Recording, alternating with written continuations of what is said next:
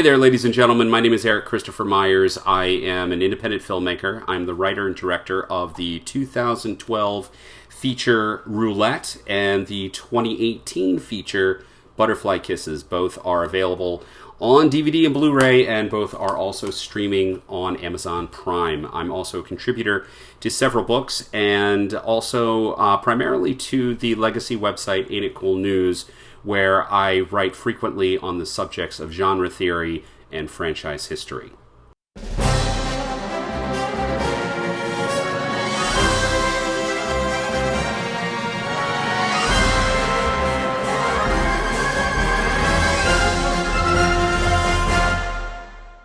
Now, I'm going to do something that is a little bit off the beaten path for me personally, which is typically when I have done panels or interviews, I've talked very much about the films that I've made that are in release.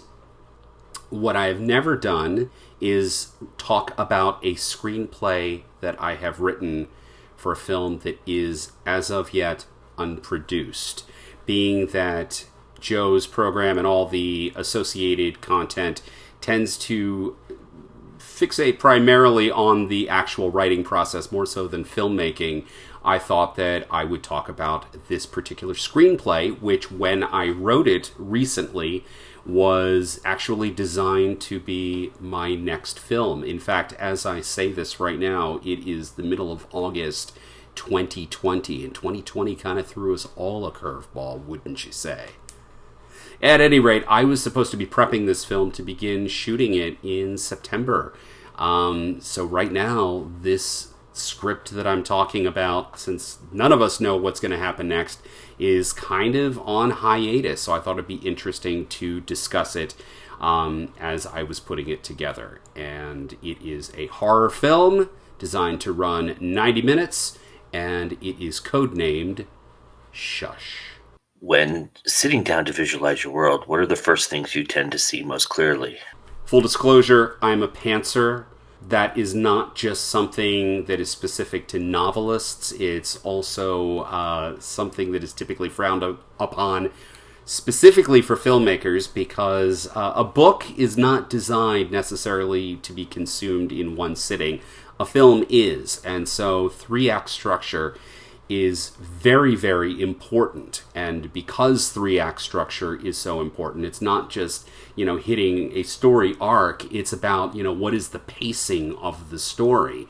Act 1 is 25% of your script. Act 2 is 50% of your script. Act 3 is 25% of your script. I am a pantser who is also militant about the 3-act structure. And so the way that I pants my way through is I pants myself knowing what my page count is going to be in advance. If I say that, for example, Shush was designed to be a 90-page script, then that meant that I had X number of pages that constitutes 25%, X number or Y number that is 50%, and then, the third act is another 25. So I knew what page counts I had, and I needed to pants my way through each of those sort of areas. Now, when I sit down, I know what my general concept is, and I know who, a very thin idea of who the main players are going to be. Otherwise, it's like walking onto a vacant lot. It's just untouched ground, and I view the writing of a story to very much be the process of archaeology.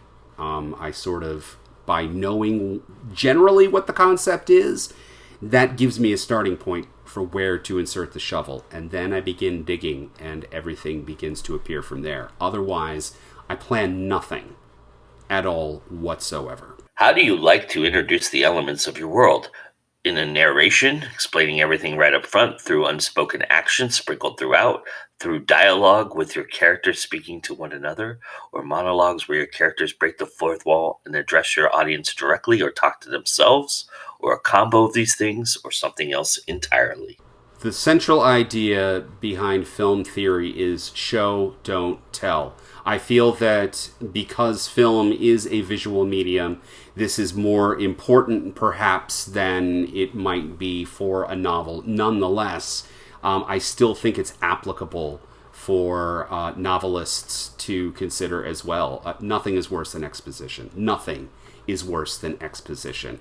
And if you are somebody who really appreciates the mechanics of good creative storytelling, then, one of the things that you'll find yourself doing, whether you're watching a film or you're reading a book, and I do both, is looking at how things like exposition are handled. And when you see it done cleverly, when you see it done in ways that are different or even just organic and feel natural, you get excited to see those things, just like you groan and roll your eyes when you see it handled poorly. Ideally, with a film, every scene is accomplishing about 3 different things. You have to be so economic when it comes to runtime. As such, I like to find interesting and creative ways to convey the information that you need. And, the worst thing is when you have characters who are on screen talking about things that, based on the situation of the story, they wouldn't say to one another in real life. As we've been friends since we were 6 years old, and we're involved in covering up a death. That's terrible writing, and there's no believable way for an actor to play it. So when I wrote Shush, which is an ensemble piece, one of the many characters in this story is a lawyer, and he is kind of an ambulance chaser lawyer who, is a somewhat powerful figure in the city that he's from, Baltimore, and he's kind of a powerful figure, but he's at the same time not someone who is taken particularly seriously. He is someone who is feared because of the connections that he has, but everybody thinks this guy is a jerk who has no scruples and no morals and no values. The way that I introduced this character was I showed a terrible commercial that would be baked into the film but would exist in the world of Shush. And it was one of those commercials that wherever you're from, you've seen. It's locally produced. It's for some local law firm. It was clearly a commercial that was made on the cheap, not expensively, and certainly not by, polished filmmakers. We saw a lot of these in the 80s in particular. Anybody remember Gebco? Oh, those Gebco commercials were hideous. Go to YouTube if you don't remember what I'm talking about. But, oh man, we've got Science and Kirk here in the Baltimore area, and I wanted to make one of these awful sort of legal commercials where you have the lawyer appearing on camera and saying, I'll fight for you to, get you your money, and then you have actors giving fake testimonials. He got me money after I was in a car crash.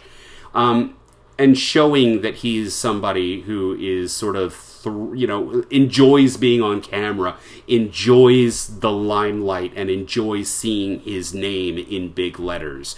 But there's also something very, very cheap about him. And doing this 30-second commercial told you everything you needed to know about Steve Matheson before he then walked into the next scene that he appeared in, and you could anticipate how he was going to interact with everybody around him.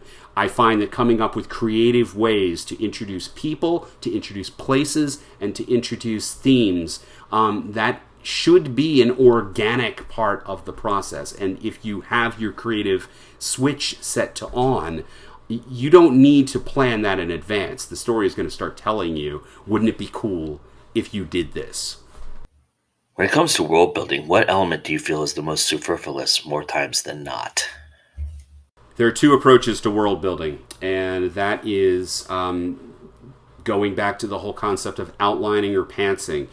There are people who like to really lay out the history of their universe. Whether we're talking sci-fi fantasy or we're talking a made-up town, such as the type that Stephen King will create, Derry and Castle Rock and places like that.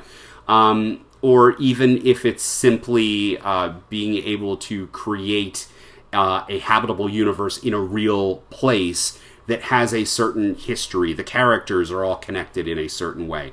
Shush is a story that has, as I said, an ensemble, and as such it has numerous locations.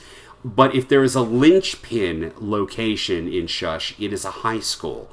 Not that that is the main spot where all of the action takes place, but rather that this is a story about the students who attend this school and the sort of different cliques that different key characters are in. But it's also about their parents and the relationships these kids have with their parents.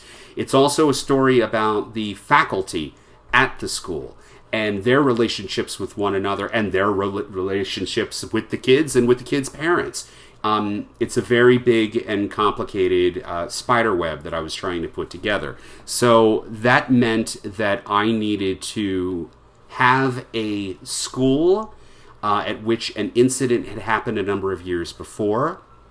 The time has passed, and now we are sort of seeing the reverberations of those events, and we're seeing how they have all affected, how these events have and are now affecting the kids who are our protagonists, the supporting cast beyond them, but also the parents, also the teachers, and how everyone is sort of responding to what is going on right now. Because it's a horror story, so of course there's got to be, a high school element there.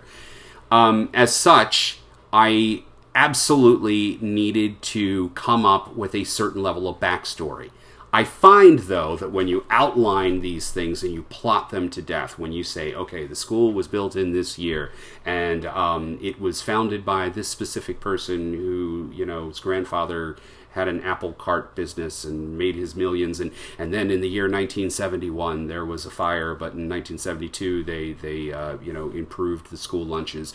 When you start building something so extensively that you have this incredible lore, the temptation is to use all of it.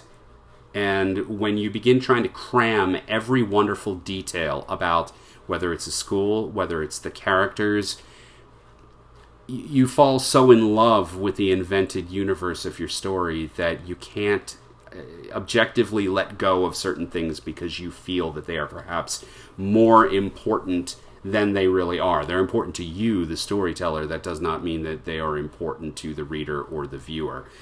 And I don't think that's fun anyway. I think that good storytelling means that world building is going to happen as the story is building itself. There are all sorts of wonderful things that I found myself doing, such as asking, as I'm writing certain scenes, what are the school colors? I'm describing this pep rally and there are cheerleaders there. Well, what colors are they wearing? And what is the school mascot? Are these things that are just sort of, it's cute because it's a bear or it's a pelican or, whatever it is? Are they just little cute details that I'm putting in there, or do they have a deeper meaning? Are they one-to-one allegories or metaphors or symbols, whatever you want to call them? Or are they things that can be twisted to reveal something else? Are the school colors bright colors, that perhaps when put in a certain lighting or when certain characters wear them can be dimmed or dirtied or grunged to say a specific something? Or are they, on the nose sort of colors like red and black, which, blood and death? You start to find those things as you write. You start to find you are writing characters walking down a hallway, and you're thinking about that hallway. And as you're describing that hallway, you're envisioning that glass trophy case and saying, what is the school and what are the students in general known for?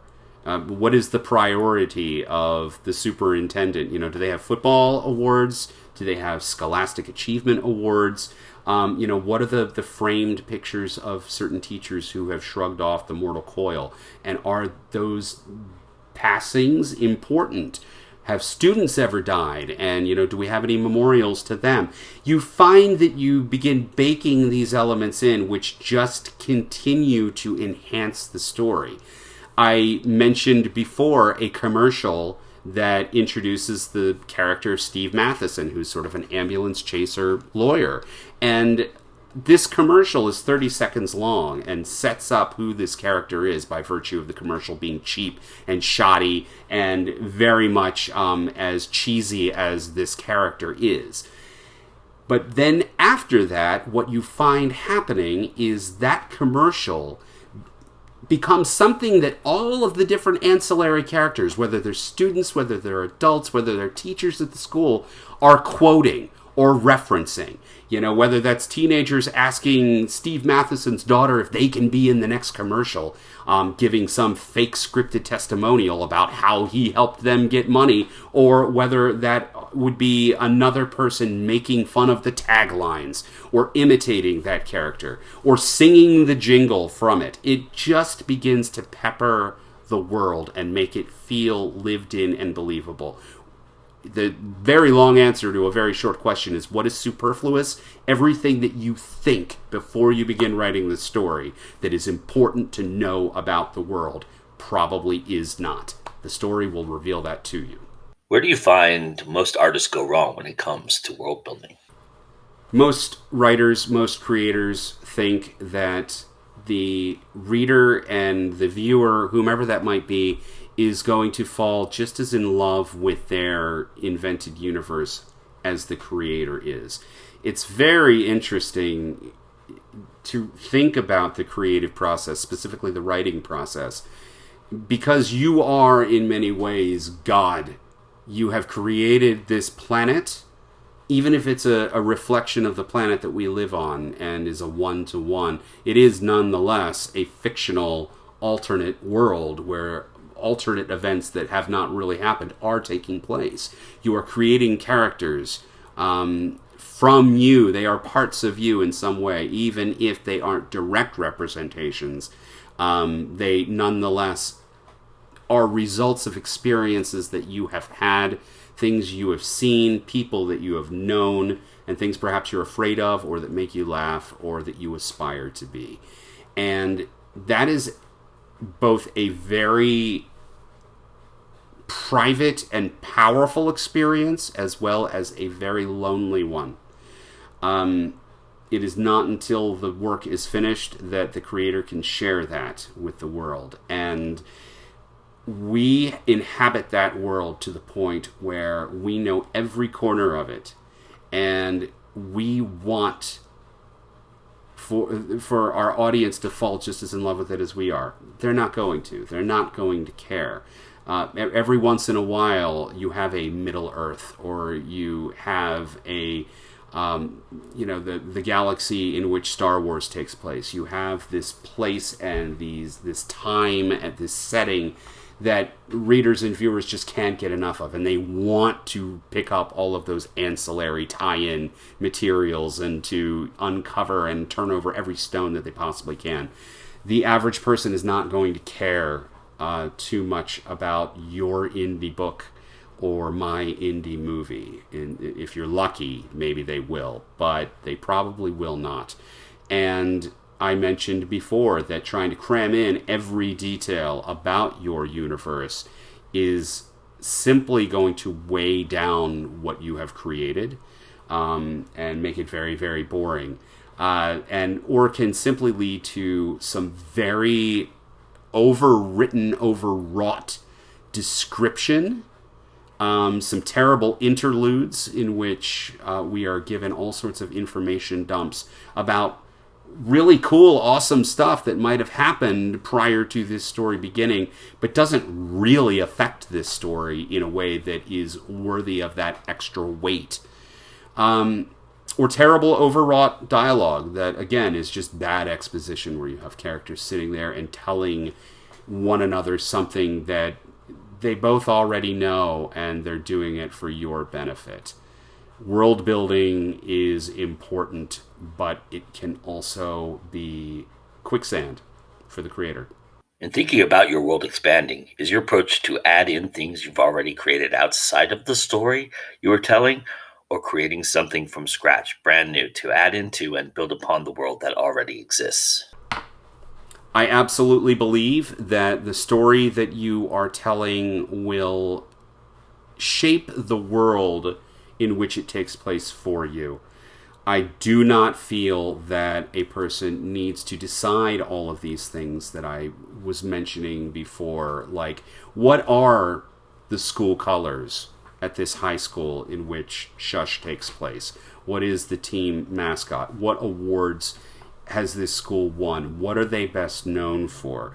These things will reveal themselves, and the reason that they will reveal themselves is the fact that as you are telling the story and as the characters are hopefully acting like real people rather than people who are simply following a checklist that you have maybe or maybe not over plotted and laid out for them, and now they're just moving from piece to piece because that's what your story needs, because every scene is on a note card, right? If they are actually living and breathing and acting like real people inside of the story, that, number one, is going to be what makes your audience care. But number two, the things that they're doing, are they listening to music? Because real people listen to music, or real people read books, or real people play video games, or real people, they want to get a pizza. Where are they getting their pizza from? They're going to school, and perhaps they go in the front like everyone else. Perhaps some of the characters that I'm mentioning smoke cigarettes around back when they're supposed to be in study hall. So where is that back area? What is that back area? What made that become the back area that all the punks and the slackers and the skateboard kids started using that area? And if it's hidden, then perhaps that means it would also potentially be a dangerous place if you were there and, say, something very nightmarish stepped out and there was nowhere for you to run because there are no sides or back. There's only one way in, because that's what keeps you obscured from the windows and the prying eyes of teachers who could suspend you from smoking. So it just sets up a really cool environment where you can have a great set piece. Or perhaps, smuggle in small animals and kill them with hammers when you're supposed to be in gym. You never know. But these are the sorts of things that begin to unfold for you as you're thinking about, what are my characters doing? Where are they going? Why are they doing the things they need to do? Not only to support the main narrative, but because they're just real people. And if we're trying to get inside of their head and understand them, or see how they would connect with other students. What if you had 5 very, very popular kids from 5 different cliques who normally would not associate, and they have to associate now? Where would they meet? Where would they talk? Why would they choose that location? Specifically, if something really scary is happening and they don't want to be seen, but they also don't want to be boxed in, where would they go? Maybe they would go to the football field. Where's the football field in relationship to the school? And why is it there? And what is the sort of pedigree of sports at this school? Again, all of these things reveal themselves in the process. Do you care what I'm talking about right now? You probably don't. Do I care what you're talking about with your process of world building? Probably not. And the reason for that is because it is part of your process in building a real world. And unfortunately, no one is ever going to know that world as well as you do. And there is an entire history that you could teach classes about that no one's ever going to sign up for that class.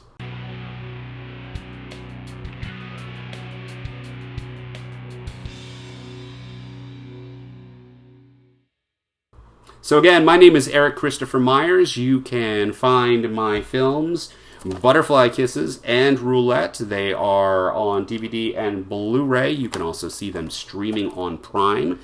And you can also find me and my writing on Ain't It Cool News, where I typically go by the name EKM for Erik Kristopher Myers. And I tend to write very long series covering all sorts of franchises or genres and talking about their time and place in history. I'm on both Twitter and Facebook at EKMYERS, and I really would love it if you gave me and gave the other creatives that you're watching right now and this show that you're watching for Joe Compton a 5-star review and a review. That is how the algorithms push this content out and all of our content out to new audiences who would not discover it otherwise.